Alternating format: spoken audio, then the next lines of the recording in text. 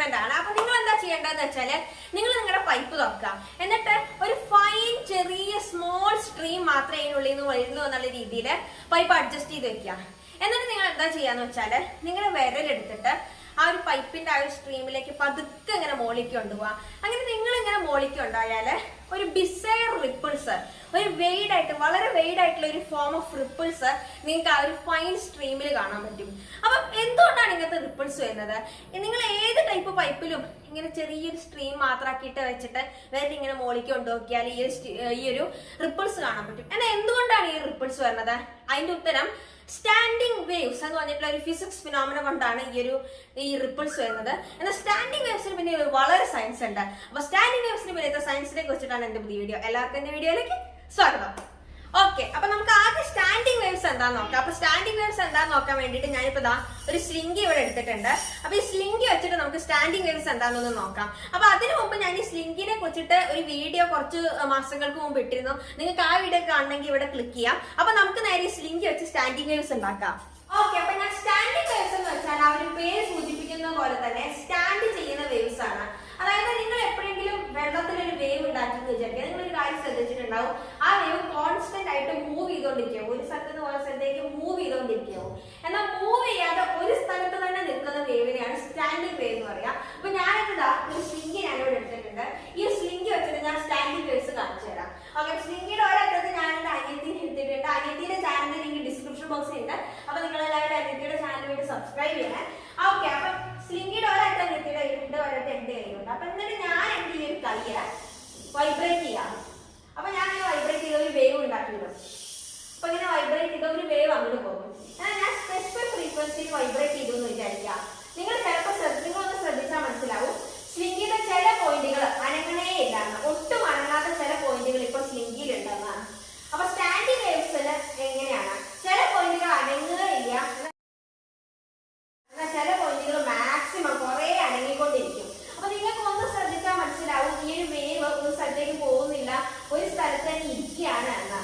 അപ്പം കുറെ അനങ്ങിക്കൊണ്ടിരിക്കുന്ന maximum displacement സംഭവിച്ചുകൊണ്ടിരിക്കുന്ന സൈഡ്, ആ മാക്സിമം ഡിസ്പ്ലേസ്മെന്റ് സംഭവിച്ചുകൊണ്ടിരിക്കുന്ന ആ ഒരു പോയിന്റിനെ നമ്മൾ ആന്റി നോഡ് എന്ന് വിളിക്കും.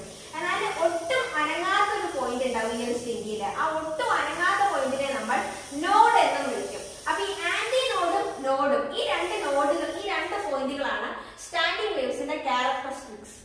അപ്പൊ നമ്മളൊരു റിപ്പിൾ ടാങ്ക് എടുത്തെന്ന് വിചാരിക്കുക. റിപ്പിൾ ടാങ്ക് എന്ന് വെച്ചാൽ ഒരു സ്പെസിഫിക് ഫ്രീക്വൻസിയിൽ വെള്ളത്തിനെ ഇളക്കാൻ സഹായിക്കുന്ന ഒരു ടാങ്ക്. ഈ ഒരു റിപ്പിൾ ടാങ്ക് എടുത്തിട്ട് ഒരു സ്പെസിഫിക് ഫ്രീക്വൻസിയിൽ ആ ഒരു വെള്ളത്തിനെ ഓസിലേറ്റ് ചെയ്യിപ്പിച്ചു, വെള്ളത്തിനെ ഇളക്കി എന്ന് വിചാരിക്കാം. നമുക്ക് വെള്ളത്തിന് സ്റ്റാൻഡിങ് വേവ്സ് ഉണ്ടാക്കാൻ പറ്റും. വെള്ളത്തിന് സ്റ്റാൻഡിങ് വേവ്സ് ഉണ്ടാക്കാന്ന് വെച്ചാൽ ഒരു ഭയങ്കര അടിപൊളി ബ്യൂട്ടിഫുൾ ആയിട്ടുള്ള ഒരു സൈറ്റ് ആണ്. കണ്ട എല്ലാവരും അത്ഭുതപ്പെട്ടു പോകുന്ന ഒരു സൈറ്റ് ആണ് വെള്ളത്തിലുള്ള സ്റ്റാൻഡിങ് വേവ്സ്. ചില വേവ്സ്, ആ വേവ്സ് ഒരു സ്ഥലത്ത് മാത്രം നിൽക്കും, അനങ്ങാതെ ഒരു സ്ഥലത്ത് തന്നെ നിന്ന് ഓസിലേറ്റ് ചെയ്യുന്നു, അവരനങ്ങുകയില്ല. അപ്പൊ എന്താ ശരിക്കും ഉണ്ടാവണമെന്ന് വെച്ചാല് ഈ ഒരു ഫൈൻ സ്ട്രീം ഓഫ് പാർട്ടിക്കിൾസ് ഇങ്ങനെ വരുമ്പം അവരിങ്ങനെ നന്നായിട്ട് ഫ്രീ ആയിട്ട് ഫ്ലോ ചെയ്തോണ്ടിരിക്കുക. അപ്പൊ നമ്മൾ അതിന്റെ വിരൽ ഇതിന് മോളിൽ കയറ്റി കൊടുത്തെന്ന് വിചാരിക്കുക. ആ ഒരു പാർട്ടിക്കിൾസ് അങ്ങോട്ട് വരും, നമ്മുടെ വിരലിൽ ഇടിക്കും, അവരിങ്ങനെ ബൗൺസ് ചെയ്യും. ഇടിച്ചാൽ അവരുടനെ ആ പാർട്ടിക്കിൾസ്, വാട്ടറിന്റെ ഓരോ പാർട്ടിക്കിൾസും ബൗൺസ് ചെയ്യും. ഈ ഒരു ബൗൺസ്, ആ ഒരു ബൗൺസ് കാരണം അവരിങ്ങനെ വിഗിൾ ചെയ്യും, ഓസിലേറ്റ് ചെയ്യും. അങ്ങനെ അവരൊരു സ്റ്റാൻഡിങ് വേവ് ക്രിയേറ്റ് ചെയ്യും. ആ ഒരു സ്റ്റാൻഡിങ് വേവ് ആണ് നമ്മൾ കാണുന്ന ബിസയറും വെയ്ഡും ഒക്കെ ആയിട്ടുള്ള ഈ ഒരു റിപ്പിൾസ് ശരിക്കും സ്റ്റാൻഡിങ് വേവ്സ് ആണ്. എന്നാൽ സ്റ്റാൻഡിങ് വേവ്സ് കൊണ്ട് വേറെ കുറെ അടിപൊളി എക്സ്പെരിമെന്റ്സ് നമുക്ക് ചെയ്യാൻ പറ്റും. അതിലൊരു എക്സ്പെരിമെന്റ് ആണ് കെലാഡ്നി പ്ലേറ്റ് എക്സ്പെരിമെന്റ്. ഈ കെലാഡ്നി പ്ലേറ്റ് എക്സ്പെരിമെന്റിൽ എന്താ ശരിക്കും ചെയ്യണമെന്ന് വെച്ചാല്, നമ്മള് ഒരു പ്ലേറ്റ് എടുക്കുന്നു. നമ്മളൊരു പ്ലേറ്റ് എടുത്തിട്ട് ആ ഒരു പ്ലേറ്റിനെ ഒരു വൈബ്രേറ്ററിന് മുകളില് ബാലൻസ് ചെയ്ത് വെക്കുന്നു. വൈബ്രേറ്റർ എന്ന് വെച്ചാൽ ഒരു മെഷീനാണ്. ആ ഒരു മെഷീന് ഒരു സ്പെസിഫിക് ഫ്രീക്വൻസിയിൽ അതിങ്ങനെ വൈബ്രേറ്റ് ചെയ്യും. നമ്മൾ ഏത് ഫ്രീക്വൻസി ആണെന്ന് അതിലിങ്ങനെ സെറ്റ് ചെയ്യാൻ പറ്റും. അപ്പൊ ആ ഒരു സ്പെസിഫിക് ഫ്രീക്വൻസിയിൽ അത് വൈബ്രേറ്റ് ചെയ്യും. അപ്പൊ ഇങ്ങനെ ഒരു വൈബ്രേറ്ററിന് മുകളിൽ നമ്മൾ ഒരു പ്ലേറ്റ് വെച്ച് കൊടുത്തിട്ട് നമ്മൾ ആ ഒരു പ്ലേറ്റിന് മുകളിൽ കുറച്ച് പൗഡറോ സാൻഡോ അങ്ങനെ എന്തെങ്കിലും ഇട്ട് കൊടുക്കണം. എന്നിട്ട് നമ്മൾ ഒരു സ്പെഷ്യൽ ടൈപ്പ് ഓഫ് ഫ്രീക്വൻസിയിൽ ആ ഒരു വൈബ്രേറ്ററിനെ വൈബ്രേറ്റ് ചെയ്യിപ്പിച്ചാല് ആ ഒരു മുകളിലുള്ള സാൻഡ് എല്ലാം കൂടി ചേർന്നിട്ട് ഒരു പ്രത്യേക ഫോമിലേക്ക് അറേഞ്ച് ചെയ്യും. അപ്പം അങ്ങനെ ഭയങ്കര ബ്യൂട്ടിഫുൾ പാറ്റേൺസ് നമുക്ക് ഇത് വെച്ചിട്ട് ക്രിയേറ്റ് ചെയ്യാം. അപ്പം ഈ ഒരു എത്ര വൈബ്രേഷൻസ് കൂടുതൽ ഫാസ്റ്റ് ആയി വരിക, അതായത് വൈബ്രേഷൻസ് കൂടുതൽ വൈബ്രേഷൻസിന്റെ ഹേർട്സ് വളരെ കൂടുതലായാല് ഈ പാറ്റേൺസ് കൂടുതൽ കോംപ്ലക്സ് ആയിട്ട് വരും. അപ്പൊ ഇതിന്റെ കാരണം എന്താണെന്ന് വെച്ചാല്, ഇങ്ങനെ ആ ഒരു വൈബ്രേറ്റർ ഒരു സ്പെസിഫിക് ഫ്രീക്വൻസിയിൽ ഇങ്ങനെ വൈബ്രേറ്റ് ചെയ്ത് തുടങ്ങുമ്പം ആ ഒരു പ്ലേറ്റിന് മുകളിലത്തെ സാൻഡ് തരികളും വൈബ്രേറ്റ് ചെയ്യും.